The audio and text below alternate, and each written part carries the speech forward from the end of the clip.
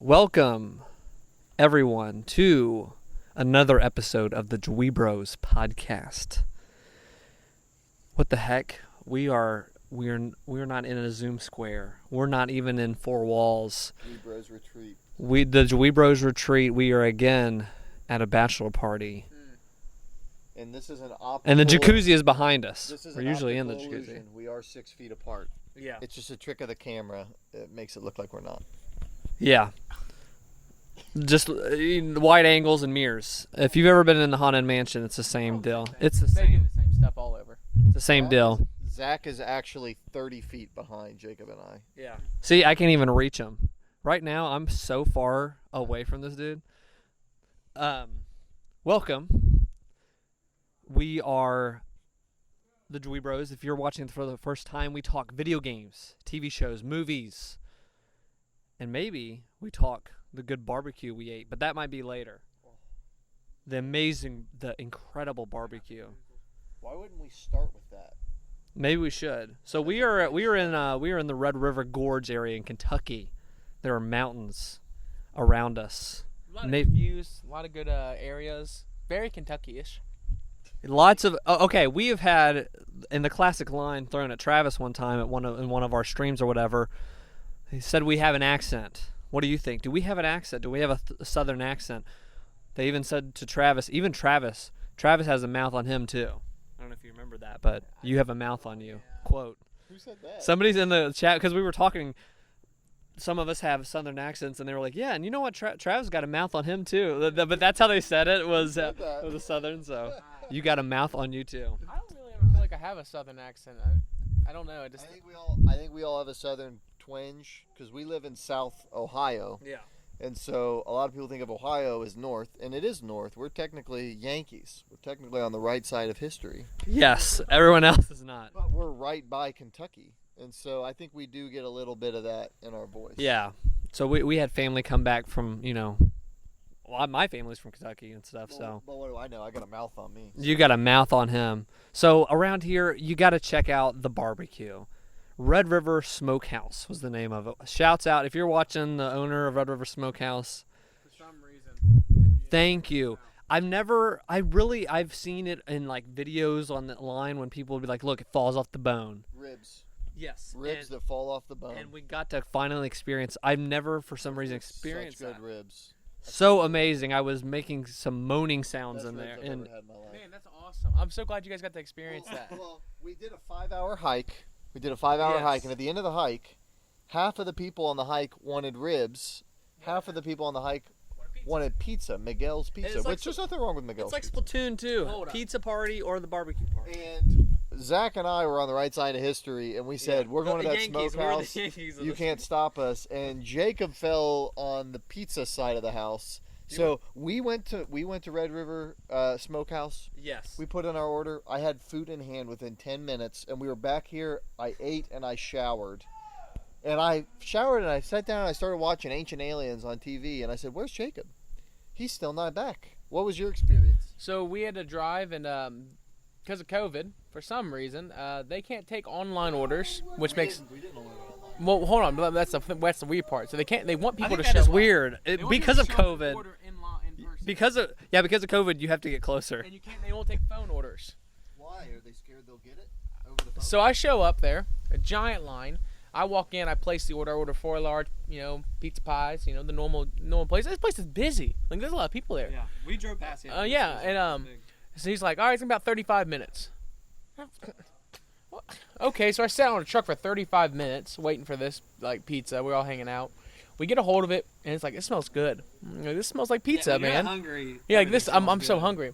We get back, and we start eating this, and we're like, you guys ever had that kind of crust you get to build your own pizza at home, but you don't know how to make the crust, but it's like that kind of crust. And then eventually I was like, this tastes like Red Baron frozen pizza. That's about the best comparison I can give it. I think I heard one of us here at the bachelor party describe it as cardboard pizza. So. Yeah, I mean, it's just like, maybe it's just the people this kind of pizza they like, but I'd rather have Papa John's. I think that's how I felt. One last thing on COVID food talk, retreat food talk. I got to make a PSA announcement. Fool me once, shame on you. Fool me twice, Shame on you. you can't get fooled again. Okay, Yeah, so that's how it goes. so listen. I need you guys to make sure if I ever say again that I'm getting tacos and margaritas carry out in COVID, to not let me do it. My wife and I have now been bamboozled twice. I love tacos from a good Mexican restaurant and margaritas. You can now with COVID pick those things up, in a package, nice. right? Twice now.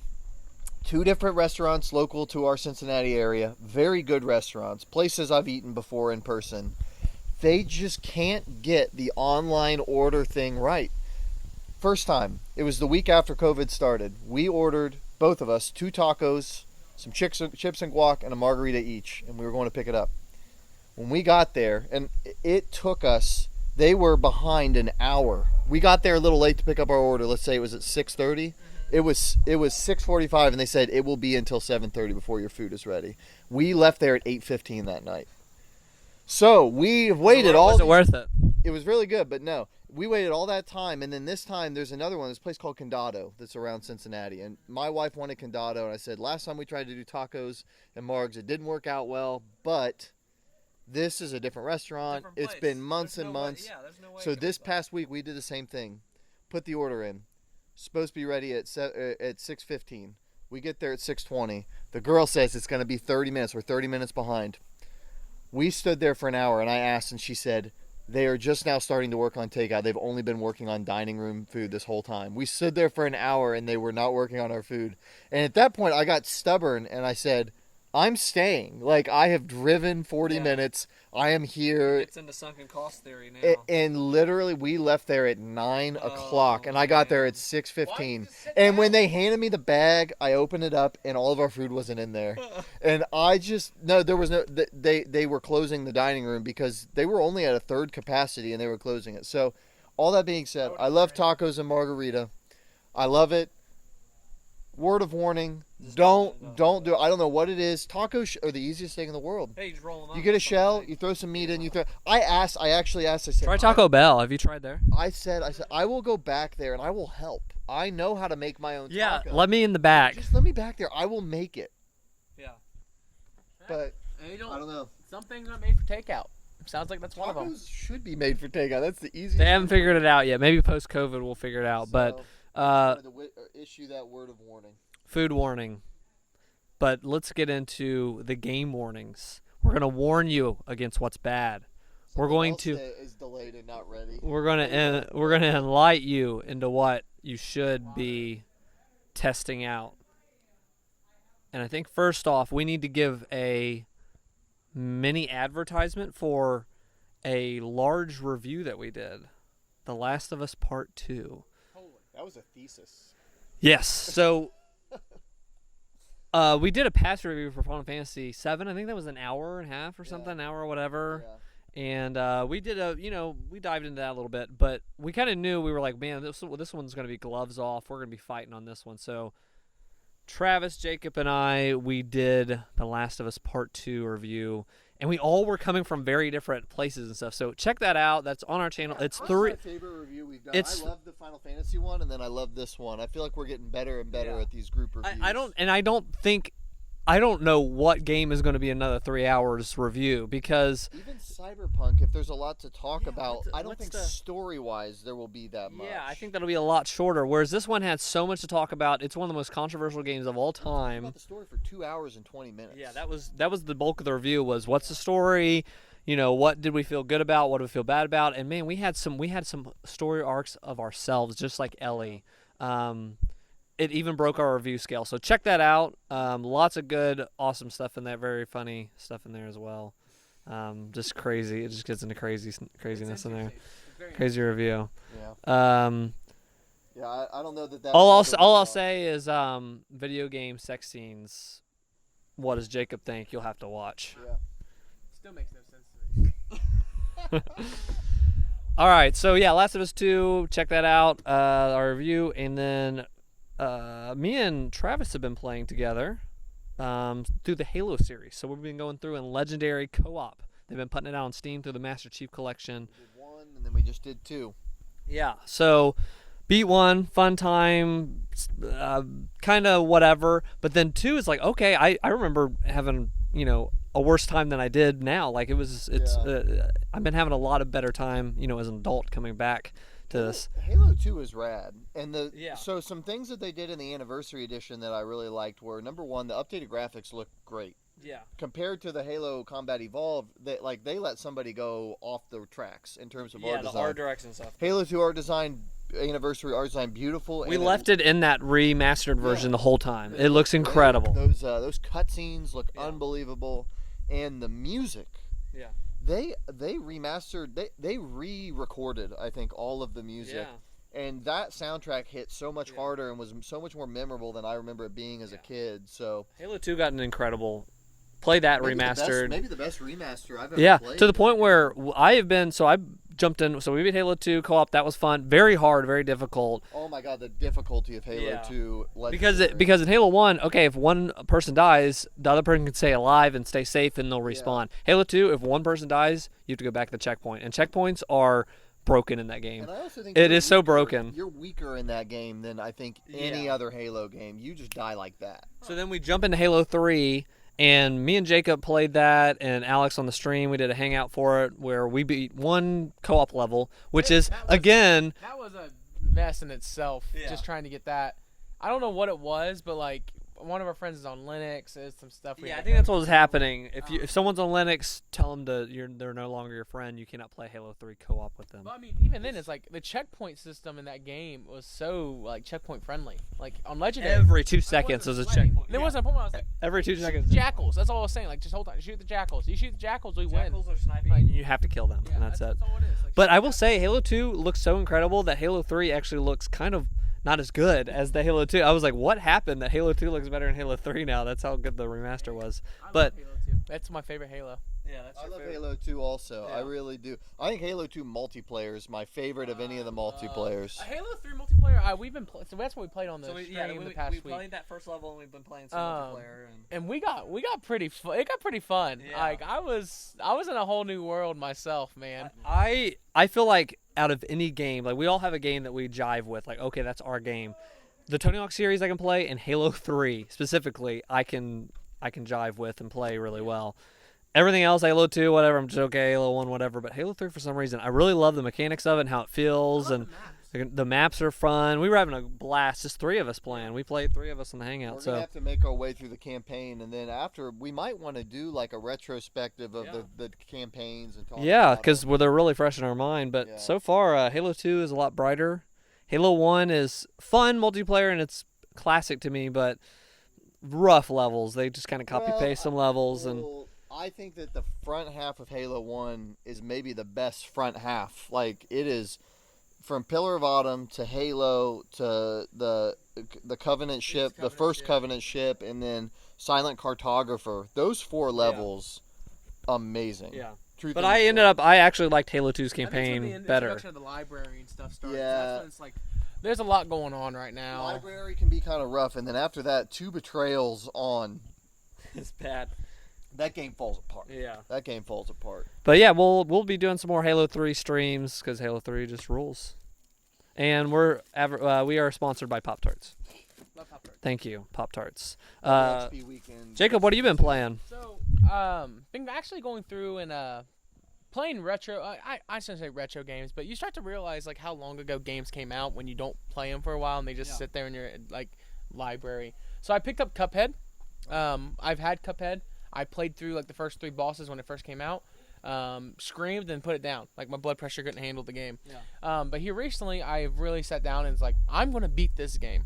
This is the game that like I feel like I could beat, and it's not unfair. Like I think Dark Souls is unfair. I don't think it takes skill. I think it's unfair. Where Cuphead is vice versa. I feel like it takes a lot of skill. I feel like you have to really, really like hone in on like what tactic works against what boss. You know, I don't care. I'm just saying it to spite you. But nonetheless, I've been playing through Cuphead. Holy crap, what a game! Yeah. Very, very challenging. Very, very difficult. But I do feel a sense of the rewardness that people say they get when they play Dark Souls. When they play those type of games that like, man, like you have to grind and grind and grind. And then you finally get to the point where it's like, oh, I did this. I probably had 350 deaths in total for that game.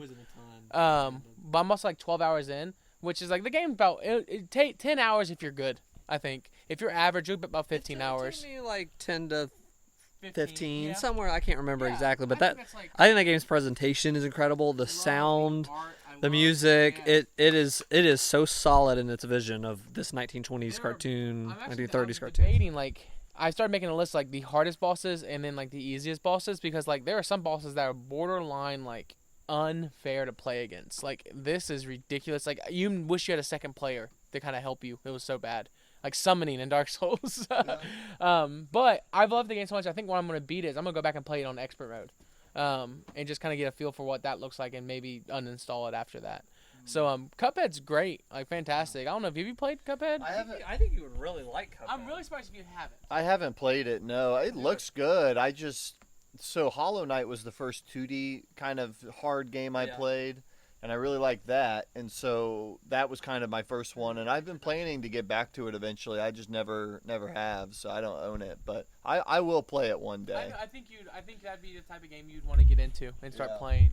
I personally love it, and I love the two-player mechanic about it too. Because you wanted to plug a second controller and you can get Bugman involved. Or if you play Bugman, something I always wonder is, are the boss moves very readable? Yes. Yeah. So it's not that they're easy, but you learn. You know the tactics. Okay. And like you said, when you die, it's your fault. Yeah, like, it's 100% your fault. So I always had trouble learning that with 2D games because I didn't grow up with an SNES or an NES. I started with the N64, and then I had a Game Boy Advance, but I didn't really play those kinds of action difficult games. And then an Xbox. So I never played 2D games. So learning Dark Souls, it was easier for me to learn that kind of reading boss moves in a 3D space, but learning boss moves in a 2D space took me a lot longer. But then with Hollow Knight, I finally learned like how to jump over things and avoid moves and stuff. So. I feel that 3D boss games like that, I can never read it. I don't know why. It's like, it's so frustrating to me.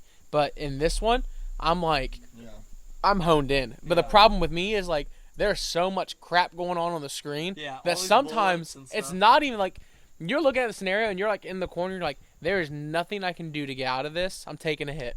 Like, that's just what it is. And well, so that's why I like Dark Souls. And this isn't a discussion about Dark Souls, but it is. You get to the point where if you really just watch the boss, he'll do this move, and then he'll do like this move, and then he'll do this move, and so you learn. Okay, when he does this, I roll. When he does this, I roll and then I back up. And then once you learn that, you can dodge almost everything. It's just like a puzzle you have to figure out. That makes sense. Except on Bloodborne, because there's some unbelievable bosses on that just like they just never stop and they just swing constantly. But a couple quick hitters that I've been playing, because Cuphead's been the bulk of my stuff. Destroy All Humans, the remaster came out for that game. is that a remaster or a remake? I'd put it as a remake in the sense they completely changed up like the way you upgrade your weapons. They introduced some stuff to it. Looks great. I mean, it looks really, really good. I loved that game when it first came out. Never played that, but I saw stuff in magazines back then. It's chaotic, like just goofy. THQ. Okay. THQ Nordic. Gotcha. But I picked that up because I was like, I played it when I was childhood, and now I'm playing it now, and I'm like, man, these gameplay mechanics. Hey, when you play Smash Brothers, it gets insane. Those gameplay mechanics, they don't age well because they didn't change them. Like, they really didn't update them, and it's like, It's a PS2 game. yeah, man, I can really feel the PS2 on it. It looks like a modern game, but man, I really feel the PS2 on it. You can feel the PS2 on it. Yeah, but I'm playing it. I'm enjoying it. And then Skyrim, Special Edition. I have been playing that. I want to get back into Skyrim. What are you playing that on? I'm playing it on my PC. I want to finish that. Modded the mess out of it because I don't know what it is, but like, You want to have a fresher experience. It's like, let's freshen up what you've already played, because you've played this for so long. So many times. I even have the VR version. I've played Skyrim up and down. But I think this time I'm just like, I want to just be a complete and utter like god in this game. I think that's the way I'm approaching it. So I completely ruined my character. He can do everything, but not only that, there's a mod where it gives you Naruto powers. So I can like do all the Naruto jutsus. I can do like, you know, Kamui. I can use Amaterasu, which is like a never-ending fire that shoot out my eye. And I'm like, this game is everything I wanted. Get the Thomas the Tank Engine mod. No, I haven't. I heard about that one though, where the dragons come in. I've completely ruined. I went to right run, and I was like, I wonder if I can just kill everything here. I saved it, obviously, wiped them all out, and I was like, Yep, I'm officially reached that level where like nothing can beat me. Yeah. So now I'm just kind of clean slating the game and doing whatever I want, which is awesome. I really like. I don't know why I like it so much. So the most fun about that game and Oblivion is, okay, hit save, same with Fallout 3, hit save, and start killing everybody in the town. Yep. Because, like, you would ruin so many things if you actually kept playing the game that way, but it was fun to, like, ooh, let's just go chaotic in this town. This would ruin everything if There was you... one part in the game, and this is again the last thing I played, but in Whiterun, you walk up and there's this a beggar child, and she runs up to you and she's like, you know, can I have a gold coin? You give it to her, and she's like, thank you so much. And then it doesn't even say anything past that. It just says, you can come live with me. Like, that's your next dialogue option. And I was like, wow, holy adoption. It like escalated quickly. But part of me was like, I want to adopt this kid. Like, and I'm sitting there, I'm like, you can come live with me. Oh, you don't have a house. I can't cheat my way to a house. Or I have to get a house now. So I started my own little side mission because I wanted to adopt this kid because I felt bad. So I ended up adopting her. So you wiped the whole town but left this poor... Yep, I left this poor kid. She lived in the house. That game, I have had the longest journey. I used to hate it, and then I kind of liked it, and I finally got on PC. I started liking it more. But I have a save file where I've done all of the quest lines, and the only one I have left is Dark Brotherhood, and then the rest of the main quests. And so I'm planning on going back and finishing that this fall, and then I can finally put that game on the shelf and say I've beaten it, I've seen all this stuff in it. But that game, I'm really conflicted because it's been so surpassed, right? So in that way, you know, it's Kind of old. it's kind of old, right? It's old news is the way I feel like when I'm playing it, but it still does have a really good atmosphere and stuff. So some people really like the story. Some people really like the setting it's in. I like just turning into a vampire out of nowhere and just scaring everybody in the town and then running away and changing back. Like, I like doing that kind of stuff. So it's just, for me, it's sandboxy. I chalk it up as a sandbox experience. Yeah, I haven't returned to it, but I want to. Like, hearing all this stuff is fun. I want to try the VR version. I heard the VR version is an absolute night. The VR version I've heard, because there's stuff that jumps out at you and stuff, I think I'll just die in VR. Like, I bought if it on something jumps out at me. PSVR. I bought it and I walked around for like 20 minutes, and I just those graphics then through the PSVR like With the quality. fuzziness, It looked so rough. I appreciated the atmosphere, but it looked so rough. I don't know if that someone I could put felt like 60 hours into a VR version of that game. I felt like I was playing an original Xbox version of that game, like with, you know. That's So. difficult. To the Crazy. point of, I almost wish you could do a mod on the PSVR version, simplify all the textures, right? If you can't show the textures in high res, like make it more like No Man's Sky, like put a filter on it that makes it more just like flat, like visually. I don't know. Put a cartoon filter on Put it. a cartoon filter on it, because So it doesn't look muddied and When I weird. played No Man's Sky in VR, that was Is that cool? it was good, but talk about nauseating. Like getting in the plane, and it's like you're flying up into the sky and then turning and going in between all the like ash. Dude, it was. I was like, this is a lot. My PC might melt. I'm done. Like, speaking of No Man's Sky, I actually reinstalled that recently, and I, for the first time, feel like that game, because they've done probably 20 free updates since it came out, and every time people were like, now it's the game they promised. And I was like, I would hop in, I'd be like, this is basically the same thing, but with this little thing. I feel like finally enough of those have piled up to where it really is a different game. But the thing I will say is, and I'll hop into it every now and then, it's a small game, it doesn't take up a lot of memory, so I leave it installed. It is like a Destiny type thing, though, where you have 8,000 different currencies, and you need to make this to do this to make this. So you got to find this currency to make that, and then you blend it with this currency. And I have no appeal for this. but instead of the currencies, it's like the things you mine. So that game is good.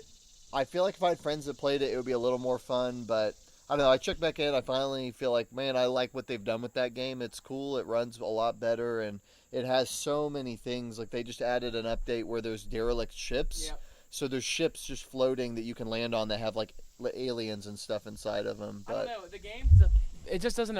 I don't know. I'm so jaded from when I first pre-ordered it all, and then like going through the bullcrap because I played it recently. It is a completely different game. But it's such a grind. It's a grind. It is a grind. Like, it's not a grind to get to something. It is just a grind. And if you like grinding and you want to put some time into that world, when I played Mass Effect Andromeda, I felt that way. I don't want to do that again. Yeah. I never want to feel that way not again. fun. And then I played, the only other thing other than Halo was Talos Principle, which you had played before and you recommended. Very similar. I loved like Portal 2, and this is very similar, like doing puzzles and figuring out the stuff. It breaks it up very well, in that like each like you go through these gates. There's this god talking to you basically. And you don't know where you're at, and you're this kind of like robot. You can see your arms. You're like this robot thing, but I like that it's broken up. You go into these levels, and then it splits out into like, okay, there's 6 here, and you get a piece for each thing, and then you have to put these Tetris pieces together, whatever. But when you go into these new places, there's a computer, like an old like Apple II computer sitting there, and then you read this, and you're like, you start to like get stories and stuff, like where am I? What am I doing here? And it starts to unlock the mystery. You start chatting with somebody on this thing and whatever. That was a fun breakup through the puzzles. It was just this cute little thing of like, it didn't try to drown you in story and whatever. It just said, here's this, and you can do There's a this. balance between like nothing or reading 8,000 emails that you don't give a frick about. It totally was serviceable and stuff, and had a good time with that. The puzzles I liked, but I as I was playing, it was like, when I talk about this in podcasts, I'm gonna feel like such a snob. I didn't have a lot of trouble at all with any of the puzzles. Really? Yeah, and I was like, maybe I'm a freaking genius I because felt like it was the perfect level of challenge, especially the later ones. I felt like some of the later ones, we need to get those lasers at certain angles. That was the most challenging ones. Was when you had to like, when you had to rewind yourself. Yeah. That stuff, like you would run and then you could press rewind and then that version of you would still run and you could go a different way. See, like I'm someone that was drawn to like puzzles like Professor Layton and those type of games. Like I love problem solving stuff, I found out. So like this, I was blowing through this game like really fast. Not that I didn't hate the game or whatever, but in that but I did find in certain puzzles it was the same deal. Like I would run up and I was like, I know that I just need to basically start to open these gates, and then I'll get all the pieces I need to actually finish it. Like I need to go in here, and behind this one thing is this one piece I need. So there's lasers you have to reflect these lights to. There's a jammer little thing, it'll jam and open up a gate. There's square blocks you can jump on stuff. So I knew I needed to collect all those pieces, and then I could finish the puzzle and stuff. So I kind of got used. I kind of get used to that. Like here's the feel of it. It was the same thing on that. But I liked it. I had a really fun time, and I just worked my way through it and had a good time. But I felt like a snob just going like I'm a genius because I blew through this game. The side things too, like the stars that were. Some of them I did, but some of them I didn't understand what it was wanting me to do because it would only show me a blue light in the level, and there was a red light thing, and I was like, well, I didn't look into what that caused, but from what I've understood, because to me the regular levels were the perfect amount of challenge. Where in any given area, say there's 6 of them, I felt like 3 or 4 of them were like easy. I got them quick, but it was fun. One of them would be like, hey, I got to think about this for a second, and then there would always be one every area or every other area that I'd really have to sit and try different things and figure it out. So I felt like it was the perfect amount of difficulty. But then those like stars and the weird ones that are outside of the side levels. Yeah, there's extra stars you can get within a level. So people that I read online would say this game was way too easy for me, but those were a really good challenge because it's almost like The Witness where you have to think meta, like how do these levels connect to each other? So I was curious if you did those. Yeah, I did a couple of them where I was like, I can get that, or I know what this is requiring of me. But some were like Galaxy Brain level of stuff. It was like. You may like the DLC then, because it's called Road to Gehenna, and people say it takes it up like 3 notches. Okay, maybe I'll like that. Difficulty. I'm so smart, I need the DLC, basically. That's funny. On there. Yeah, I'm glad you played that, because to me that was one of my favorite games last decade. I don't know why, it just was the perfect mix of. Normally puzzle games are like 10 hours. Yeah. That game probably took me 20 hours or so. And it didn't feel too repetitive, even though you're doing some of the same things. I felt like they kept mixing it up. I liked the story. I thought the ending sequence was really cool when you're going up the tower. I don't remember exactly fully all the pieces. But you're kind of ascending this tower, and it was fun. So I loved it. Cool game. So I actually want to interrupt real quick. I got one more game I forgot to mention, and I don't know if you guys ever played these games. I played this stuff when I was a little bit younger. The Henry Stickman collection. I don't know if you guys heard about this. I don't know what this is. Okay, It's not real. Okay. So listen. There was a series of games that came out on Newgrounds. You guys know what Newgrounds is? And they were Stickman games about a Stickman who would be breaking into a bank. So the game was called Breaking the Bank. And it was a series of options that tells a story, and you get a bunch of options, and they're really cute fails. Yeah. And then it's like, okay, escaping the prison. And then it's like, okay, fleeing the complex. And then it evolved into this really, really cool story that ended up being like a 5-series long story. And it was like, oh my gosh, like this dude really poured a lot of time into this, and it was really cool. Bunch of different options, a bunch of different people. They came out on Steam with the Henry Stickman collection. They remastered all of these past games, and they released a brand new game that has 160 different endings. Oh wow. So I was like, how does this work? So what they do is they take all the past games, they take all the decisions you made in those past games and throw it into this mega game at the very end. And it's like called completing the mission, and then you get to have fun with it. Oh, that's cool. So I was like, this is, because for Newgrounds, it doesn't really exist anymore, and that was like one of those things where It's such a shame. Dude. yeah, it was like animators like dream. It was a site that had these Flash creations, and they were either like they were all like Barney gets killed. It was all stuff like that, goofy stuff like that, but it was fun games. It was dreams before dreams. Yeah, 100%. It was just random stuff. People would make this cool stuff or whatever. So that's how where like Super Meat Boy came from, and like the Hollow Knight Stickman originally came from there. It was a very different game, but they had the little character running around doing stuff in a different, like more like a Zelda type setting. I'll tell you right now, Henry Stickman, I played that, and this dude had such a passion. It's $15, and I'm plugging this now because I'm telling you, like, it is worth the $15 just because of the pure comedic and also like service to the video game industry, because there's so many references to past video games. There's so many jokes. There's so many, and we're like, oh my god. Is there anywhere online where someone has gathered up some of those Newgrounds Flash games? I feel like I saw something the other day where they're trying to like, because Flash is about to be totally not supported on everything. It was is it December? Yeah, so people are scrambling trying to create these like archive projects to figure that out and stuff. Let's monitor that because I really want to know where some of that stuff winds up. I used to grow up on that stuff. Like I used to play Flash games all the time. In school, that was that's all I did in school. Yeah. Hey, That's why I was so smart in Talos Principle. I played all these Flash games. I went to addictinggames.com. Like I liked Bowman. Bowman. I liked Mini Putt 1 and 2. 3 got a little different. I wasn't as into 3. The putts weren't the same. Hey, you need to do a stream. We're gonna play the best of best Flash games ever. Dude, that's a good idea. Fun. That would be a good. That'd be a good time machine episode. Best of the best Flash games ever. Go to Addicting Games, go to Mini Clip, go to Stickman Games. Are there any of those that don't give you viruses now? Like, I would be a little nervous. It might be Virus Simulator. Get a virus. I just want to throw out there, man. The dude was really passionate about the project, and he remastered all of it. He actually went out and got a team. They called it Puff, and they created one final thing, and they said, "Here we go. It's on Steam now." Those were cool games. I'm glad you mentioned that. Go check it out. I'm serious. It's like 10 hours long, and it's worth $15. Cool. It's a great laugh. Great laugh. All right. Well, what have you been playing? I've been playing a few different games. So the first one is I finished it on stream. Probably the first game I've ever played start to finish on stream is Super Metroid. So I finished that as part of my Time Machine show. Final thoughts on that game. You should go watch the stream if you're interested or if you like that game. I mean, that's a classic game. Like, no, full stop. It's absolutely fantastic. I'm glad, like, now that I played Hollow Knight, I'm glad I went back and played one of the games that kind of it was based on. Because I can see so many ways that Hollow Knight has homage to Super Metroid. I like that it's shorter. It's 10 hours. You can get in. Although it took me a little bit longer. It probably took me 12, 13 hours to beat that game.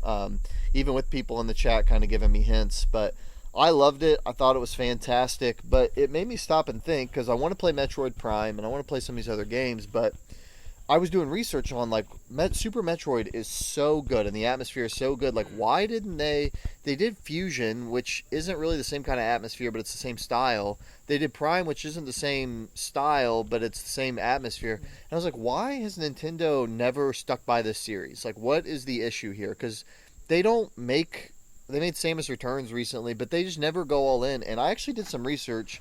So what happened with Metroid? Well, this is really interesting, right? So, Super Metroid as a series, I didn't know this, has never, ever sold well.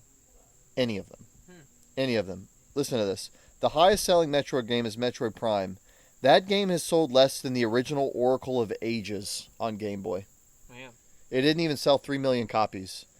Only 2 Metroid games have sold more than 1 million copies. Metroid and Metroid Prime. All the others are right at 1 million or less. The original Super Metroid sold 1.4 million, which is less than half of the lowest selling Zelda game, way below any of the lowest selling Mario games. And so I went back and was doing research, and Nintendo has said before, like, there's just not an audience for Metroid. Like the same amount of time we have to put into a Metroid game is the same we have to put into a Zelda game or a Mario game, and it's not worth development team one's time. Why aren't you buying Metroid? So, but that's so interesting to me is that this game has a cult following, but I always thought of it from the outside as like a mega following, but it is truly a cult following. And even I thought back of I had Game Boy Advance as a kid. I didn't play any of the Metroid games. Yeah. My family had a GameCube. I didn't play any of the Prime games. I had a Wii. We didn't play any of those. In the right same my category. first introduction with it, because I was into games and stuff, but I can't remember if I saw like the Super Metroid box art at Blockbuster or whatever, but the first time I was like, oh, this is a good game is Metroid Prime. Yeah. Because it was tins and all these magazines and friends at school were playing, and I was like, might need to check this game out. Like, what's going on here? But you're looking at a scenario where Metroid Prime 1 sold 2.8 million, and they said, oh my god, this is the best this has ever sold, so they made Metroid Prime 2, sold 1.4. It completely did. Metroid Prime 3. The echoes. Yeah, Metroid Prime 3 then dropped even more, right?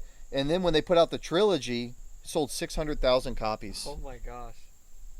Jeez. 600,000 copies. I think the Trilogy... Metroid Zero Mission, 800,000 lifetime copies. Man. I think other... So that's why this game... But then you look how many games are influenced by Metroid. Like Hollow Knight has outsold the best-selling Metroid 2D games. Yeah.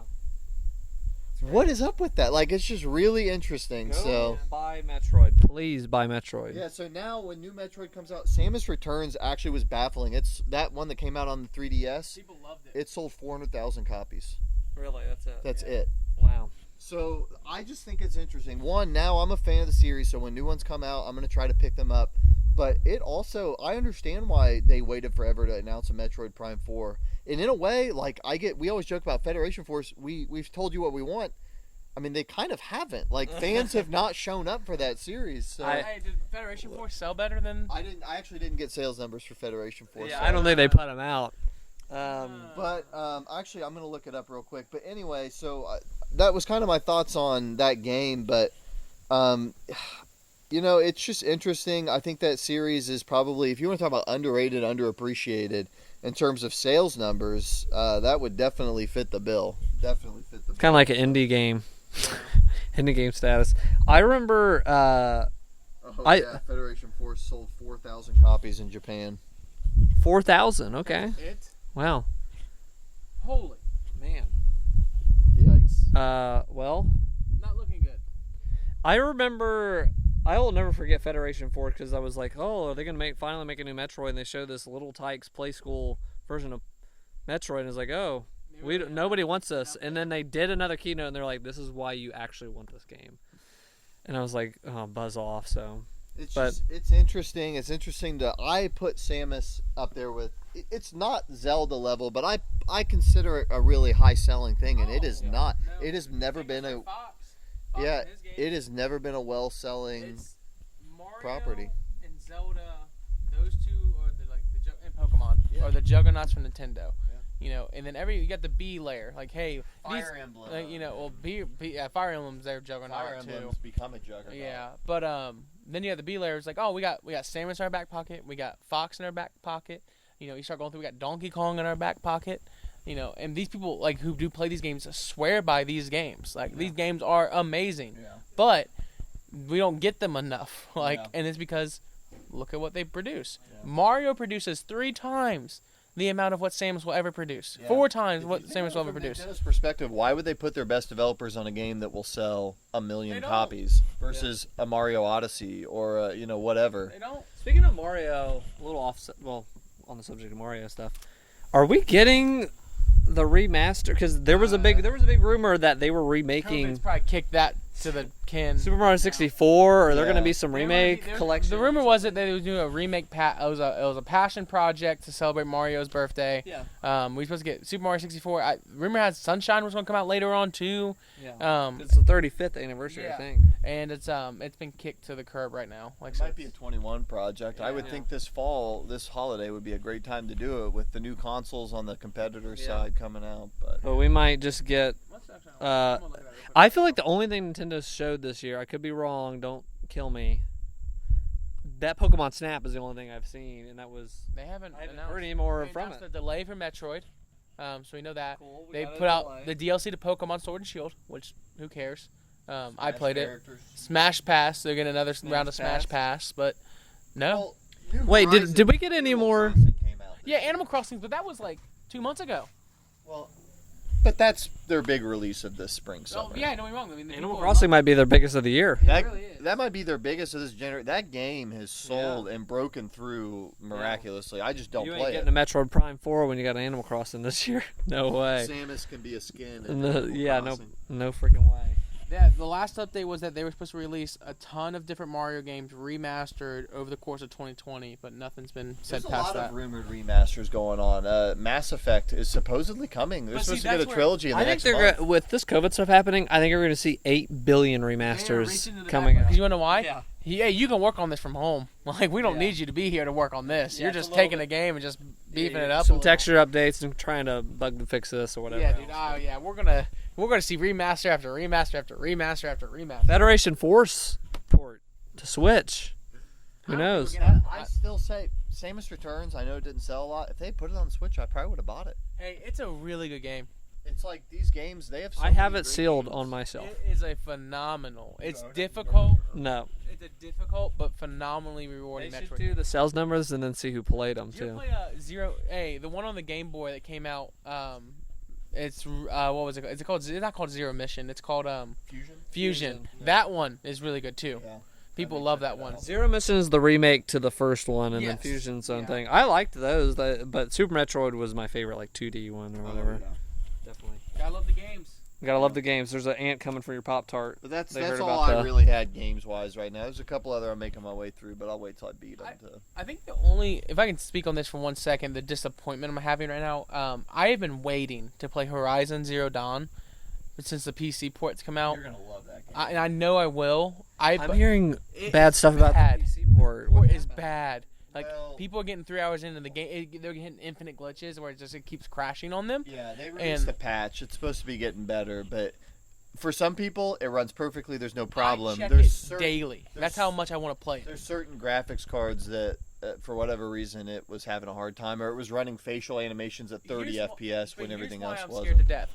I've been waiting to play this game for a long time. Yeah. Like I know it's going to be good. I know I'm Yeah. going to love the mess out of it, and I know the definitive way I want to play it is on PC. It'll be fixed at some point. Yeah. But I don't want to play the game, get 30 hours in, and it not boot up again. Because that's something for me. That's a moot. Like I'll kick my PC through the Came window. out and they said this is our number one priority is fixing this. So I've- it doesn't excuse it. I don't know how. I've been checking the reviews daily because this is Sony's like big like. What's weird is I don't know what happened because Death Stranding came out and it was one of the best ports ever. Well, hold on. I feel like they had a good time with People Death Stranding. People keep saying that.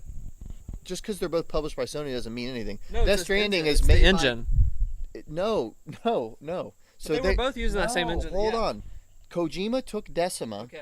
and did a bunch of different things to it. He talked about But it. forever. he shares that with Gorilla. But Horizon Zero Dawn still built on the old version of Okay. Decima. It's not related. Okay. He took Decima and made Decima 1.5 or Decima 1.4 and made Death Stranding with that. Horizon Zero Dawn's still on the older version of Decima, so it doesn't mean anything that they're on the same engine. they added so much capability. The updates when they put the And PC also, version in. Kojima and his team, they made Metal Gear Solid 5 for PC. They're used to working with PC. Gorilla haven't made jack for PC. They don't know how to optimize for different cards and different setups. I understand. That's the problem. I'm not. I'm not defending Gorilla. I'm just saying, I keep seeing people say, well, Kojima had no problem with Death Stranding. Why? It's like Horizon Zero Dawn came out in 2016 with that version of Decima. Mm-hmm. He took Decima and upgraded it for like 3 years and made Death Stranding. It's apples and oranges. Yeah, It's that totally makes sense. different. I'm just waiting because I want to play it. I think that's the definitive way to play it. I'm just waiting to play it, which drives me nuts because that's the only game on my radar that I want to. I need to play. I need to beat Final Fantasy 7, but It'll be fixed. I think it'll be fixed here in the next month or so, and definitely recommend playing. hopefully my back end of my 2020 adventure of life will be including that game. Yeah. You might be able to play it on the new Xbox because there was a new Inside Xbox. Why are we even talking about this? Because we have to talk about the game that we were all. Well, me and Travis, I don't know I was where you were ready. at. We've been playing Halo 1, Halo 2. We've been in Halo mood, and they finally they revealed the gameplay for this game, Halo Infinite. And it looks like Halo 1. worse than the Halo 2 remasters. just like Halo 3. So here's the thing, like I don't think it fully looks worse, right? It like, just has a flat. The lighting looks weird, and it just. I think they rushed to put something out. If I had to be specific about what I didn't like about it, something about the 343 games, the kinetic movement and the way that the creatures come at you and the way that you shoot, it always feels so stale. Halo 5 in particular and this one, they have this look that it's just like not polished. Yeah. And then number 2, the visual design of the enemies, the brutes and the elites and the grunts, they have like carnival colors all over them, and they're flatly lit, like you said. Yeah. They just look goofy. Everyone looks, and I don't mean to be crude, like a ball sack. Like you're fighting ball sacks. Time and time again, that's all I'm fighting. And it even became a meme, the freaking brute, Craig. And I saw them embrace that, and I was like, they're making fun of how goofy this looks. This looks like Shrek. Like I saw them put.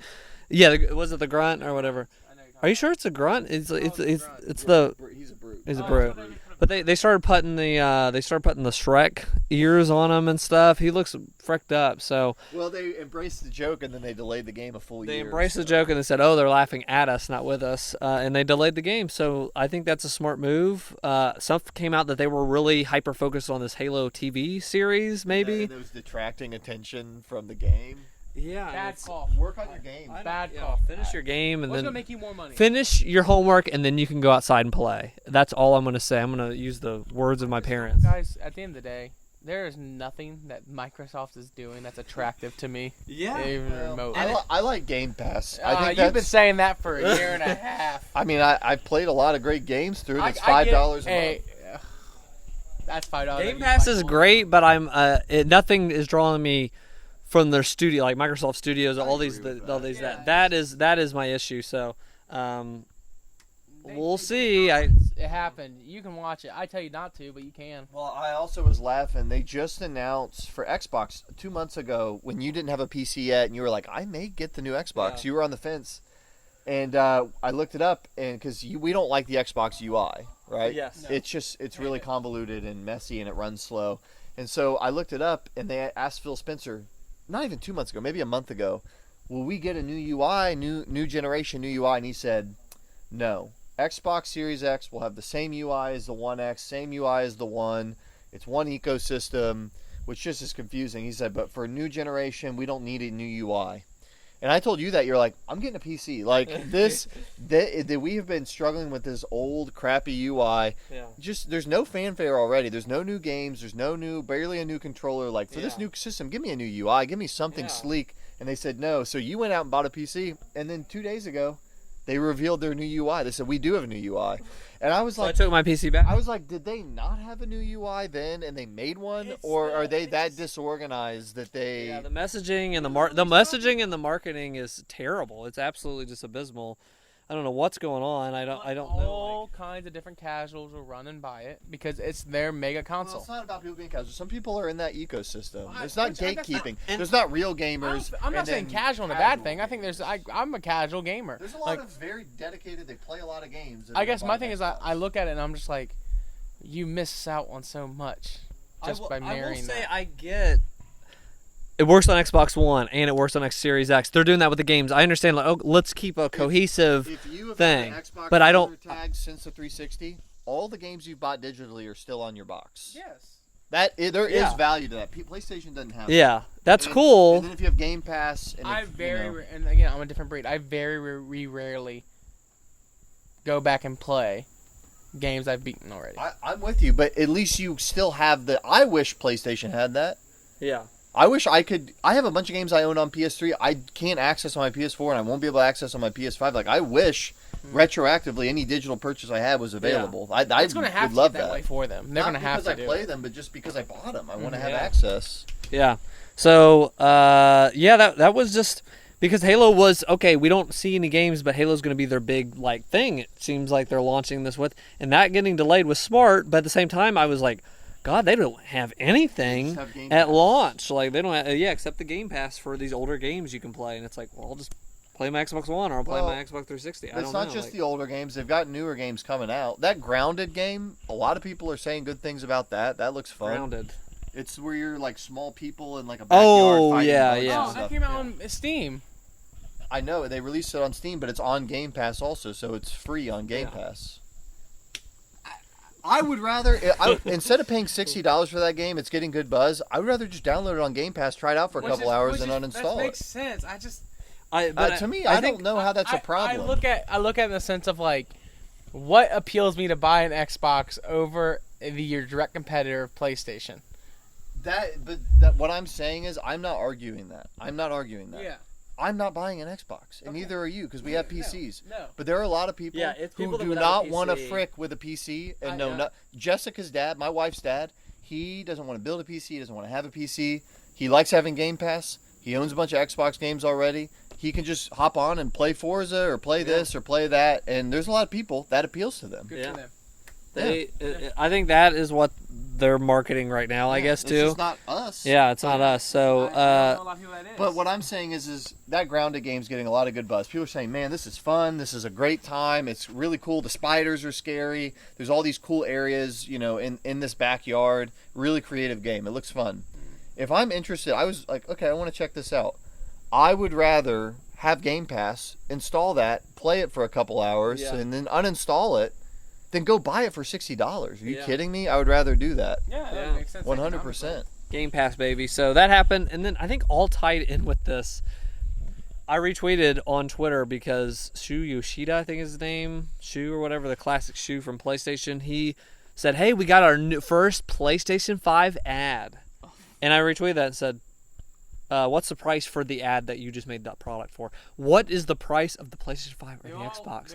They are playing chicken. They're playing chicken. Well, it's not to a crazy extent. Like, we need the price yesterday. Like, price. We still haven't seen UI. We still don't really know definitively about PS4 digital purchases to PS5, and we're just a couple months out. I don't know if it's happening. I don't know if I've ever not known what the launch lineup is for a console. This close to it, no. Like, I feel like they always make a big deal. Here's your lineup. These 6 games, these 8 games. And I always look and say, I'll probably buy this. I'll check that out. Like, I don't know what the launch lineup is. I'm hedging it all and saying, get ready for 2021. 2020 is a wash. I think stuff keeps coming up that they are indeed launching holiday. For investors' purpose. They are not launching it. Think they would push it to spring? They would not. I wouldn't put it past them, but stuff keeps coming up or leaked or whatever that this is still coming holiday, like the PS5 or the Xbox One, whatever. I think they still are a go, but they are playing chicken till like maybe the week before. Here's how much it is. Like, I don't know. Like, I've never seen. To line up pre-orders, to line up things that they normally do. Nobody wants to announce this price. It's crazy. If we do not get an announcement by mid-October, I would even say maybe it's going to launch in November. They're launching November. We're in trouble. Like guys, 2021 spring. Well, that's what makes it weird is if they've announced prices before when the difference is 100. Yeah. They've done that before. So what is the difference here? What is going on? What is the difference that they will not announce? Microsoft does not. Microsoft does not want to. 2013, when they announced that price, $500 with the Kinect, Force Connect, and then PS4 came out the day after and said, "Yeah, this thing's $400 and you don't have to have the Kinect." They never got past that. The whole generation, you know what I mean? Like that was haunting them forever. So I don't think they want to do that. They're like, we'll just sit on this for the long. That's such a terrible. I just don't know. I think it's the fear of the global economy right now. Sure, I think there's that too. But like, we need to give it time. In the production, like, are they going to have enough? There's a lot of things there's a lot of balls you can't control. Yeah. What you can't control is the price of your console. Even Apple, as big as they are, I think there was like leaks and stuff that's getting pushed back a month, and what they were wanting to do it in September, that's going to be end of October now for certain. And I think one of the models is November, so it's like maybe there's production stuff. We don't know. That's the crazy thing about the Xbox thing is they keep saying there's a Series S. Yeah, and they have not shown that yet. Yeah, that has to leak out. Now we just have to look at leaks and just get our information from. But here's my bet: spring 2021. I'm holding my ground. I wouldn't put it past. Yeah, it's weird right now. I wouldn't put anything past. I'd rather be spring 2021 and there be a launch lineup. I don't want to buy a console where there's nothing. I agree with you. Or just one game. Honestly, I want there to be some things. If they announce it, the only game that I would buy a PS5 for is Spider-Man. That is the only game. Normally you have. Normally, you have a normal year. But even besides COVID, COVID started in March. Yeah. So I don't understand. normally in a normal year, you have developers lining up. They want to have things launch exclusively as part of the lineup. And Where are those people? I wonder if some of these months they were planning. Oh yeah, April, May before COVID. This is when we're going to start polishing up PS5 launch, or we're going to be golden by this time. Maybe. And then when that hit, it was like, what do we do? I am going to say though. I think everybody got something you guys might want to check out. Scott the Woz, I don't know if you guys ever watched anything he's ever done. He did a whole like YouTube video about 20 minutes long about the history of gaming consoles and their lineup when they launch. Yeah. And he was debating if it was a good lineup or if it was a bad lineup. Yeah. And it was really weird because I was watching the video and I saw as generations passed by how small the lineups have gotten and how generalized they've gotten. Are we down to where there just isn't a lineup? We're down to the point where it's like expect anywhere from 1 to 5 games. 4 of them are third party and 1's first party. But even like Madden, I've never seen a launch and as little effort as they put in, they always go with the next gen and say it's going to have better graphics, it's going to be this. They're not doing that this year. No. They're literally like, you can just redeem your PS4 version on PS5 for a fee. Yeah. They're not even trying to make a next gen specific. That sucks, Dude, Nintendo Switch launched with 2 games. That's what makes me. No, there were more. There was a lot more. Switch and Zelda. No, I bought 4 other games on the eShop. The day it came out, Digital games. No, I bought games. digital game. I bought other digital games. I bought FCR Remix. It was like it was a racing game. I bought a racing game. There was other stuff on there. But officially it launched with 2 games. No, He's talking about other physical. games. Officially. Hold on. What are you? He is talking about 1, 2 digital- Switch. digital I know he's talking about games. digital, but my point is that's when you look at a launch lineup, because of course they're gonna have a If digital I can buy library. it day one and it's only on that console, it's part of the official launch lineup. I disagree. I disagree. It was only on that. He's talking talking like physical. physical Like, releases. There was physical. 2, I think, and then you're talking. And there were like digital. 8 other games on the eShop that were only on the Switch. Yeah. So Physically, there were they 10 launched games. I don't give a This guy crap. launched 2. Who cares? I care. I'm with Jacob on this one. What? There was 2 physical games, but there Absolutely. was more There digital, was like more Snipper digital. Clips. Snipper Clips was on there and stuff. I get that. But when you're a mom that's looking for a sneak a game for your Johnny boy, You give them the credit card and you give them the eShop. oh my gosh. Okay, let's move on. Whatever. I remember distinctly on launch day playing several different games on Yeah, my because you Switch. probably got them on a download. I'm not denying that. But my point is, when you walk in the store, you were either getting one. I'm pretty sure I thought it was Super Bomberman, but I think it's 1, 2 Switch or Here's the launch day games. yeah. Super 1, 2 Bomberman Switch. R was physical. Okay, Just Dance. Okay. Dance. Just Dance was physical. Fast RMX, I'm pretty sure had a physical version. What are you talking about, dude? There was more than 2 games. There at was launch. 3. I'm pretty sure Super Bomberman was the other one. I Am Setsuna. I remember that game. Cool. I think that concludes. Can we conclude this game segment? This is Polygon said there was only 2 games. I'm on Polygon. They only listed the 2 in the title. Launch day. Yeah, Launch Fast window. RMX was physical. I knew it was. boom. 3. Dude, you guys, there was 3 games. No, all of these games I think had a I don't- physical version. I don't think Snipper- World of Goo did not. Little World of Goo did not. Little Inferno did Little not. World of Goo. This little world of You goo. don't consider Snipper Clips a launch title? Because I bought it at No, launch I and don't played think it had with a my physical wife. release. I think it had a. Just But a you don't digital. consider it a launch title. I do, but are we talking digital fuller releases for You- the Switch? Like a full game, like a bigger title physical. If it came out the day the console came out, it's a launch game. But do you think Snipper Clips is as big as like a Breath of the Wild? it's or a even it's one- a launch game. I played it at launch. Launch games a lot of times aren't very big. But that's like an indie title It's a- versus a bigger. If But it's that- a I guess- launch I guess my indie point is, like, title, That's Indie- how indie bad versus the launch big. was.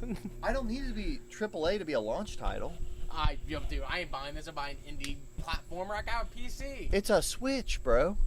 What? I want an indie machine? It only came. Snipper Clips only came out. It's not indie, first of all. I know it's Second not of all, indie. it came out on the Switch only. what I'm It saying- used the Switch. It literally used the Switch's benefit of splitting the controllers in half. It literally featured the feature set of the console. How is that not a goddamn launch title? Are you My serious? biggest point is the launch title between a $20 game and then like a major release of a $60 game. Did it come out at launch? And does it feature the console specific benefits? No. You don't think it did? Did you I- play I- Snipper Clips? Yeah, I did. I think it sucked. did it feature that you could take the controllers off, turn And them you could turn sideways, around and make and a you could play massive co-op thing. anywhere. Yeah, and he took $30 from me for no reason. Like, dude, who cares? That's like playing Wii Sports. All right, we're You done. know what they You're did? just- Wii Sports they gave to you for free. just They deflecting. gave it to you for free. Yeah, Snipper Clips is more of a launch title than Wii Sports. Oh, you're a moron. If you consider Wii Sports, I don't know how Snipper Clips is in a launch It's the title. best-selling video game of all time because they it was bundle it in. because they got packing syndrome. Could you? Movies. Movies suck. Movies. Have you been to the theaters lately? They did a 15-cent AMC did. They did. If you've been around the movie theater lately, they've done 15 cents to get you in, to get your bottom in a seat at the theater. Old movies. I saw a lot of people go to that though. They were all pretty jazzed about it. That seems like now. Are they doing popcorn? Can you? And I think it's like no. I think it's like no food. Bring your own snacks. Yeah, I don't think they're doing any of that, and they're just letting you in there. And it's like they're trying to do. It's like when a house is haunted and they want to have people come in and see. It's not haunted. It's not haunted. Like they're not making any money from. They're trying to sell the house, concessions. but there was a murder. They're not making any money from the chalk is concessions. still on the They're kitchen, literally lobby. saying 15 cents arbitrary. That's probably the lowest they could have just to get somebody to come in and just say, come in here and just see and watch something you know. I did crack up one of the comments on Twitter. It said, yeah, we're doing this at 1920s prices, the movies things. And they said they couldn't say 1918, which is when the Spanish flu, or it would be too on the nose. And that cracked me up. It was like, it's so close to this. I think they're doing it as more of a test, maybe. 'Cause I agree with you. They're just saying, like, how many people are going to really come for 15 cents? And then they see all the people show up, and they're like, oh, people still want to see movies. Maybe we Yeah. can still do this. I think that 15 cents is almost too low where it sounds absurd. They should have made it $5 or something. Yeah. If it was $5, I'd be like, oh, there's some value here. When it's 15 cents, I'm like, I'm stupid not this going. is like the guy telling me on the Why email, is it so I've much? got $1,000 Yeah. or I've got $1,000,000 worth of diamonds and I'm trying to give them to you. That's what it sounds like. Like, this is absurd. What are you selling? And it might be your safety, so we'll see who is doing that. But you know what? Like Tenet, we've talked about Tenet on this friggin' podcast for 18 months. It got delayed 3,000 times, but I guess it's coming out. It's going to launch in European markets first because they figured out the COVID stuff, I think, before America a little bit. But then it's coming here, and I think me and my wife are going to try to see this thing on like a Tuesday morning because like who's going to come on a Tuesday morning? completely packed. Normally, yeah, that's what I was afraid of is everyone's going to have the same idea. We don't want to be around a lot of people, and there's going to be 300 people packed in like sardines. No, Tenet. Chanting, yelling this behind, and I can feel their breath hitting the back of my neck. We'll see. But I do want to see freaking Tenet. I don't want that freaking spoiled for me. I'm ready to risk life for you, Nolan. So, are you gonna? What is your feeling? Are you gonna get in there and see Tenet, or what's your my feeling on wife that? really misses going to the movies. She Yeah. said that to me. I think as much as we've missed concerts, I She's think missed the movies. because that's something. I mean, her and I, we're very busy. We got a lot going on. I always try to make sure we do a date night every now and then, and that's something that's a thing we can always do. It's always Yeah. fun. Is we'll pick a movie and we'll go see it. And we obviously haven't been able to do that, so I think she would be willing to do it. So, maybe as we much might as do she's game- missed maybe it, we might do a group thing. as much as she's missed it, if she would be willing, I think we would go see Masked, Tenet. no food, and like a Monday morning, Tuesday I morning. mean, I'm Let's not figure it going out. to the movies to go see Aladdin or any. You know what I mean? Yeah. Like, but I'd go see Tenet. Tenet is worth my health, so we will report back, or maybe we won't, If it actually comes. about Tenet. We had to move for the sun. You know, the sun doesn't stop for a podcast, unfortunately. So Tenet, we're going to be watching that. We'll have thoughts, hopefully soon on that. We don't Movies. stop watching movies. But you can still watch them in the safety of your home, and that's what I've been doing. I want to speed run some of mine, and we'll jump. Did you watch the movies? Did you? I watched a movie last night with our good buddy Zach Campbell. I wish he was on the podcast. He's in there playing Smash, but we watched a movie. So John Carpenter made Halloween, right? And Halloween 2, and he made The Thing, which is. Were you with us when we watched The Thing? No. I think we watched that with me and Zach and our wives. The Thing. Have you seen that before? I've seen parts Oh of that. my movie. gosh, that movie is a masterpiece. It's kind of similar to Alien, but it takes place in Antarctica, and the thing is like this tentacle looking thing that hosts onto things, and basically it makes you doubt like who is, you know, the thing, because it will leech onto somebody, they'll do really shady stuff, and then it will basically, their head will come off and it'll be tentacles, And the practical effects are incredible in that movie. Most amazing practical gory effects ever, monster effects. So Zach has been saying, well, John Carpenter actually made 3 movies called his Apocalypse trilogy, and The Thing is the first one.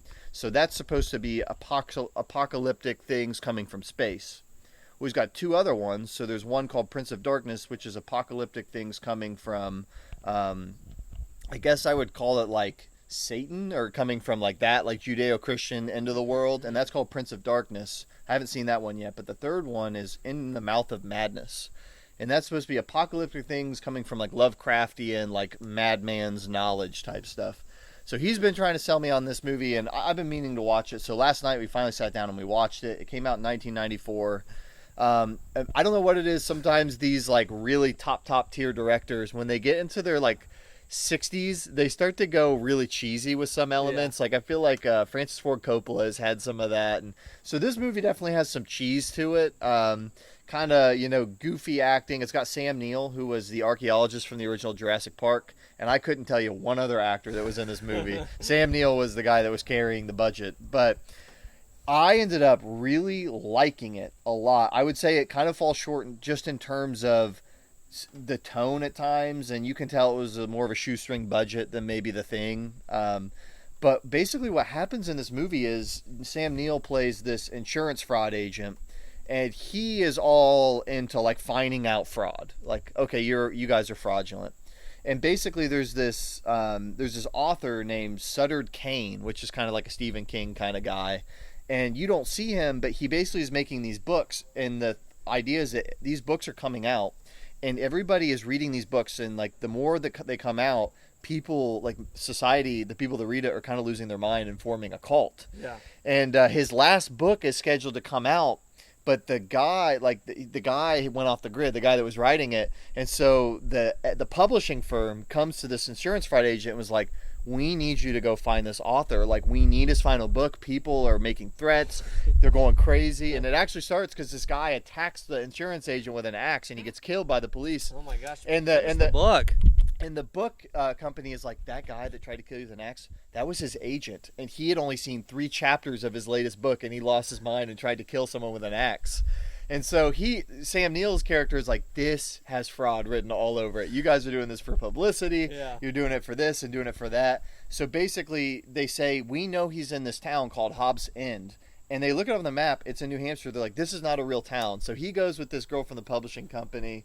And they go, and basically through a lot of weird things, they start losing their minds. They find Hobbs End. She's like, this is what happened in his 3rd book. And like things she's describing start happening. And he's like, you guys are actors. You're phonies. This is not real. It almost reminded me a little bit of The Game. I don't know if you guys have ever seen that. It's another movie where like, is this real? Is this not real? Is this part of the game, or are people losing their minds? Like this guy just blew his head off and all this stuff. But basically, this movie goes like meta level at the end. Do you care if I spoil it? Spoil it, yeah. This movie goes meta level at the end, where he meets the author, and the author basically says, you know, Lovecraftian stuff is all about you discovering something that makes you feel so small and insignificant that you lose your mind. Yeah. And he finds out, the insurance agent finds out, he is just a character in this author's world, and this author is God of his world because he's writing the story, and that's why what is written in the books is happening. Yeah. So it's this idea of the apocalypse being, what if the God of your world was a crazy author and you lived in his world? And so it's funny, there's a line in the movie where they're like, this is making people go mad, and they're like, I mean, hopefully it is. The movie comes out next week. Like, is that level of... And so basically he gets back, he has the book, and basically the God of this world gives him the final book and says, I want you to deliver this to the publishing company. He gets back and delivers it, and he's like, but this happened, and the girl I was with died. And they're like, we didn't send you out there with anybody. What are you talking about?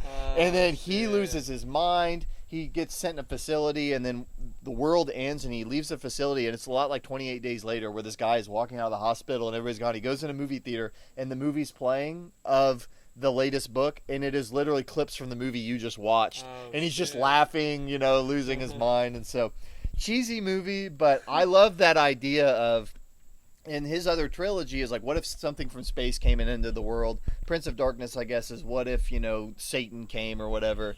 And this movie is, what if there was an author that was writing your world and you found that out? You would lose your mind. Yeah. And the people reading the book realized that was the way that he was telling the people in his world was, I am the author of this world. Jeez. And so it was interesting. So very crazy movie. What was the name again? In the Mouth of Darkness. In the Mouth of Darkness. Yeah. Check that out if you want to lose your freaking Corny mind. movie, but definitely captures Lovecraftian stuff. I got on a big Mads Mikkelsen kick from Death Stranding. That's his most famous role. No, the actor Mads Mikkelsen. I remember still people calling us out. You don't know who Mads Mikkelsen is? So I tried to You're test. Like, it's that guy. It's a guy. Nobody knew. We were getting screamed at in one of our reaction videos when they showed Death Stranding. So I watched 2 movies with him in it. The first being The Pusher. And here's That's old Nicholas Winding. it's Nicholas Wine Reflin, NFR. I can't say his freaking name. NFR or NWR. Sorry, NWR. So he did Drive. I'm curious what you think of this. These movies. Only I tried God watching Forgives. Valhalla Rising, and I So stick with it. did you see The Pusher? I've never seen. Pusher. Okay, so The Pusher is about this drug. Looks impressive. It's about this drug guy, and it's all filmed handy cam and stuff, like very low budget. And Mads Mikkelsen plays one of the drug dealer people in it. And what was interesting about this movie, so it was, this drug thing, and this goes wrong, and he owes this money or whatever, and Mads is kind of like the secondary character, this kind of supporting cast. But I really had a fun time with it. It was kind of this low budget 90s thing.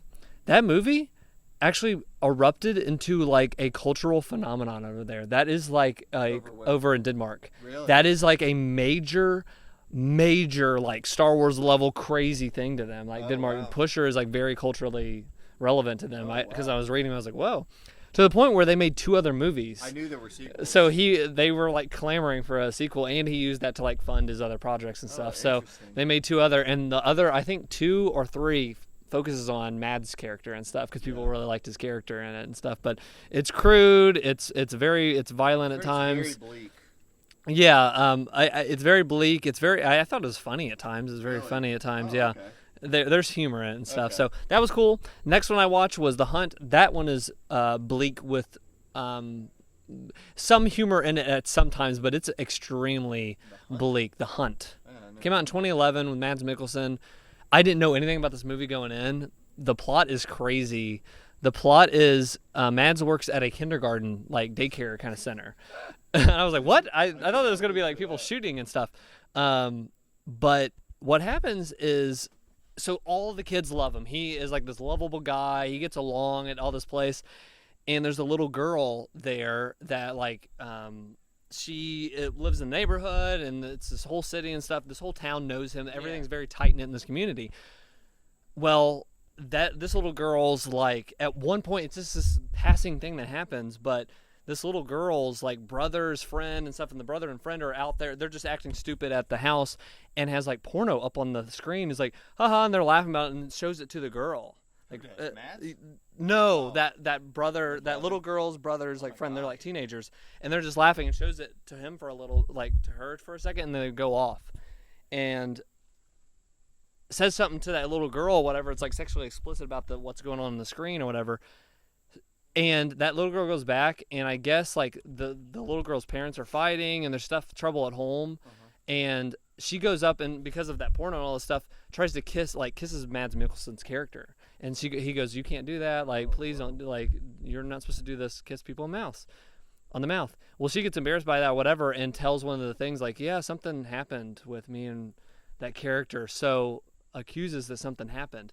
So the movie is people slowly going, oh yeah, like I always thought he was creepy or what. I think it turns on his character. So the whole town like folds in on him and is against him, and it's very just dark movie when that's, so you just get to see like a whole town kind of turn and stuff. But it ends good, and it's a pretty interesting ending, but very bleak. The other stuff I watched, Back to the Future in HD for the first time. All I want to say about that, it's Back to the Future. Don't say much about that. But the makeup was funny to see in HD because it's like, oh God, like they weren't accounting for you to ever see this quality, or you know what I mean? They weren't thinking about that back then. So that was cool. But and then we watched Back to the Future 2. I like Back to the Future 1. 1 is the quintessential. I think 2 is neat. Yeah. The way where they take it and they tie in the first movie, it's neat. And then the third, I don't remember, and I haven't seen it again. We're gonna watch the third one. I don't remember anything about the third one. I remember the third one kind of boring me. Yeah, I don't remember anything because it goes into Western world, and I think the first two are neat, and the second one especially just is more neat. Of like, this is where they take this character, but I feel like the third was a beta test of first one is in the past, second one's in the future. And it almost was like third one, it's past, but it was almost like, how far could we take this? Could we do lots of different time periods, you know? And I feel like they realized, hey, this is still fun, but it's diminishing returns. Michael J. Fox is so likable in that role that I feel like it still works, but I'll be curious your thoughts when you watch the third one. As I rewatch him, because I've seen him before, but my wife's never seen him. But what she thought of him? She liked him. She really liked the first. She was like, I definitely like the first one more, and it was like, that's what this series is. What else I watched? I watched The Black Hole, which is a 1978, 79 film from Disney. And they tried to basically make a Star Wars. It is their Star Wars. It's like Spaceballs? It is so corny and cheesy at times. There are parts in this movie where they have their own robots they have to fight against. And they literally stand these things up and they don't even move. And they shoot them and they just pull a string and they just kind of fall off. These robots have no animation to them. It is like they're fighting props. This ending goes to Galaxy Brain levels. You'll never see it coming. You just crack up at that they took it to this far level. It just gets into... When was it made? When the black hole. Like that happens, do you think that like there were conflicting opinions on what this type of movie this should be, and there were different people grabbing the steering wheel? I don't know what, maybe, because it just goes into this weirdo level. But I had a funny time with it. It is so rough, and but it's kind of lovable in some of the characters and stuff. 1979. Yeah, but it's called The Black Hole. It's interesting. It's an interesting concept. The concept is like they find this ship this guy was missing, and they're like, oh shoot, he's chilling next to this black hole. How's he not able? Why aren't they getting sucked in? They get in there, and it's like more devious, like what happened to the crew and what happened to whatever. Scary? No, it's not scary at all. It's goofy. Like $15 million back in '79. Wow. That sounds like a great setup for like an alien type movie. And that's what makes me think there were different opinions on what type of movie this should be. So it is a funny little sci-fi story. Would I recommend it? If you have the time and you want to see a little wacko jacko ending, there you go. Is it on Disney Plus, I assume? It might be. Yeah. So that was cool. What else did I watch? I can't think of. Oh, I want to talk about. Did you have any movies or anything else? No, I have some shows. I don't watch. Okay, yeah, I watched some shows. Or I only actually watched one show, and that was Unsolved Mysteries on Netflix.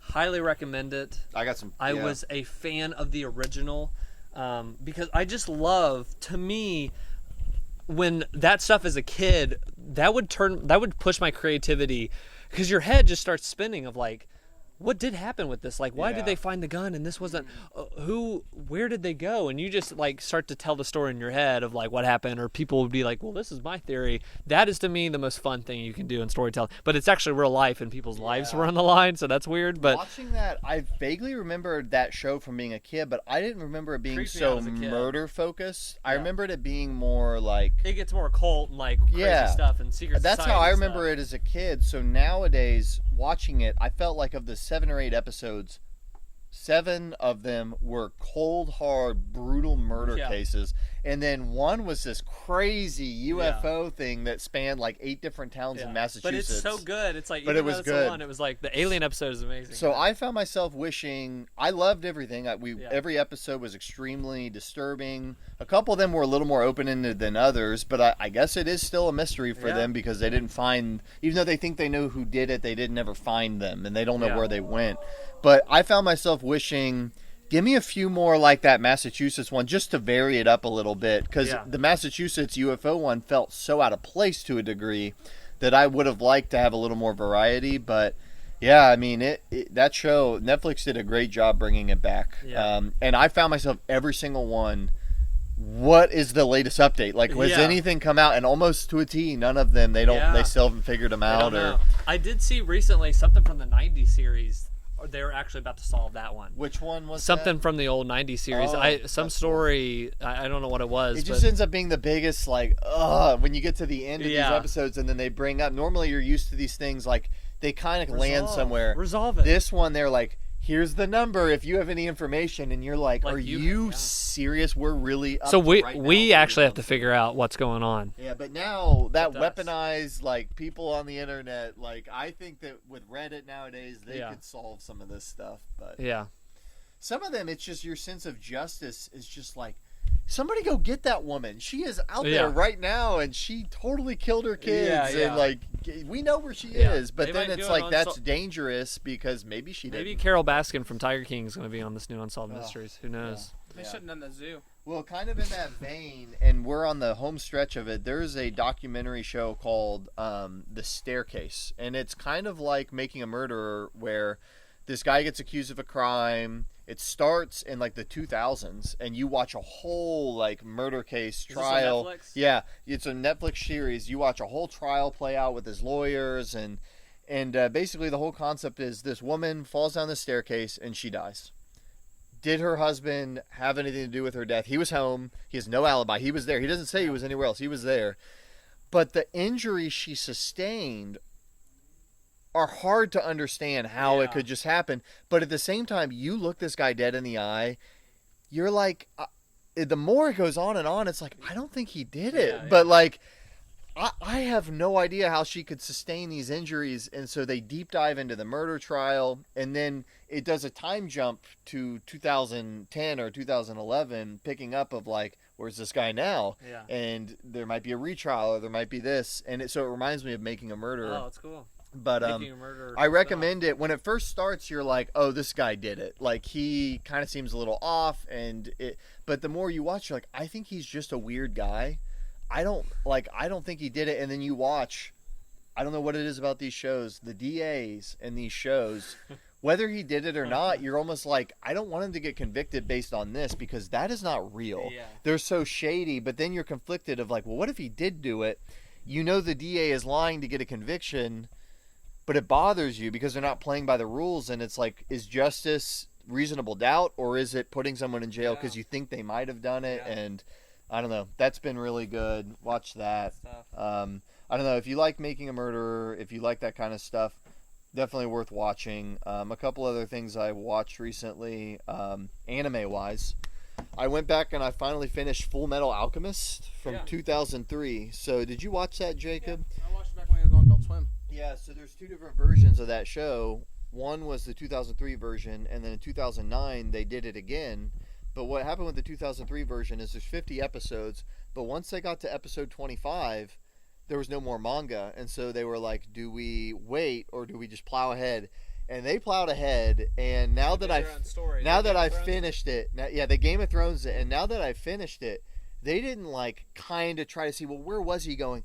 They just freaking went, dude. And if I didn't know there was another one, it would have felt consistent. It doesn't feel like they went in a whole different direction. And now I want to go back and watch Brotherhood. But what's interesting is I actually liked it more once they did their own thing. I don't know how to describe it. They go like Evangelion level, like deconstructing everything. There's alternate universes people get sent to. There's Nazis. Like, they go all in on like just totally different world. And so and then the new one, is that like the new one sticks to the manga. And so that's interesting. Yes. So which one's better? People argue to this day which one they think is better. It's just one of like, what do you like better? Brotherhood. Yeah. Is that the 2003 one? It's the newer one. Oh, yeah. okay. I asked Kenny which one you like better, and he said Brotherhood slightly, but he likes 2003. To the extent that Jess watched me kind of watch through that show, and she did not really get interested until it hit the halfway point, and they really start to explain like how some of these creatures get made and who some of these people are, and it gets so nuts at the end. It makes me interested in it because there's two different versions. Yeah. It's a really good show. I definitely always say watch the 2003 one before you watch Brotherhood. Everybody said that. They said even people that like Brotherhood better, they say watch the original because the original takes 25 episodes to tell the first arc, but Brotherhood tells the first arc in 10 episodes. Yeah. So Brotherhood, some people consider it a masterpiece, but they say the pacing in the first half, they rushed through They it. sprint through So it. it's like Final Fantasy VI, where there's no definitive version. I completely agree, and I definitely just think though. So when you give people creative freedom who don't originally have a hand in what the direction was being given, you get to see like what they can do. They deconstructing a universe that they didn't even write. Yeah, you know what I mean? That's yeah, the crazy part about it. And what's interesting, the manga creator was like, the 2003 version is valid because they didn't try to do what I was doing and fail. Like, they just did their own thing. So now I get to rewatch this show now, and all the characters, I know the setup, but it will completely be different. Yeah. Like, not even kind of the same. It can be Like, an alternate universe. it's almost like an alternate. It's Yeah. like this thing went 2 different directions. So That's interesting. yeah, so I enjoyed it. I like the second half more than the first half. I'm glad when I watch Brotherhood they'll speed through. But my understanding is Brotherhood is more of like traditional shonen. Just like, you know, you've got this awesome emotional build-up and they're fighting, and I hear it gets like meta level of like fighting God basically, which the 2003 version doesn't get that way at all. It's always very grounded, and I don't know. It's just interesting. I have no idea what I'm in store for with the other one. There is a movie called Conqueror of Shambhala that is kind of another recap to the ending of 2003 that is the definitive ending. But I liked the ending of 2003. I was debating, like, should I even watch this movie? Like, it's very melancholy. Like, I don't think I've ever seen an anime that, like a kid's anime. It's not kids. This show is not for kids in the back half. It is brutal. There's genocide. There are people getting killed. It's really sad. The ending of 2003, I almost liked it because a big theme in the show is equivalent exchange, which is you can't do this without a counter reaction. And these kids are trying to, like, basically what the whole concept of the show is, their mom dies and they have alchemy, so they try to use alchemy to bring their mom back, and they bring back a different thing that looks like their mom, but it's not. And they are looking for a philosopher's stone because as part of that, one of the brothers lost his leg and his arm, and the other brother lost his whole body, and the older brother sealed the brother's soul to like this empty suit of armor.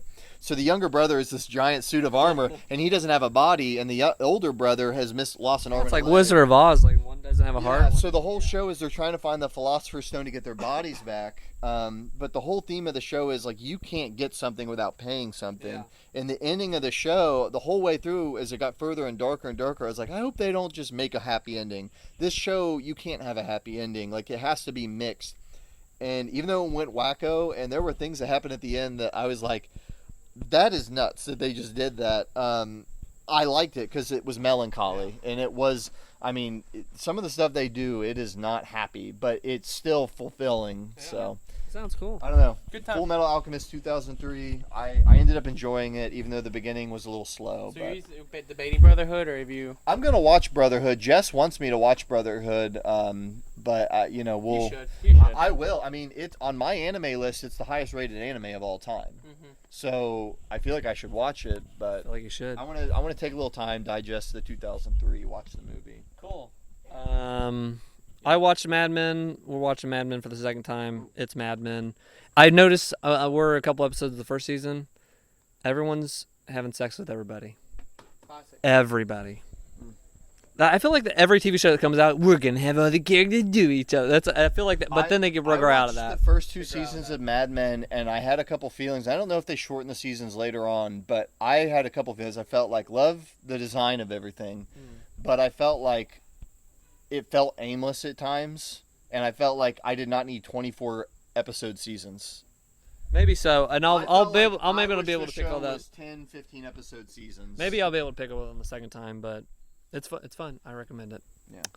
Well, I think that's been another successful DweeBros. Wait, no, it hasn't. Where you at on Leftovers? Leftovers update. I've been trying to get my wife to watch it with me. She refuses. She doesn't like it.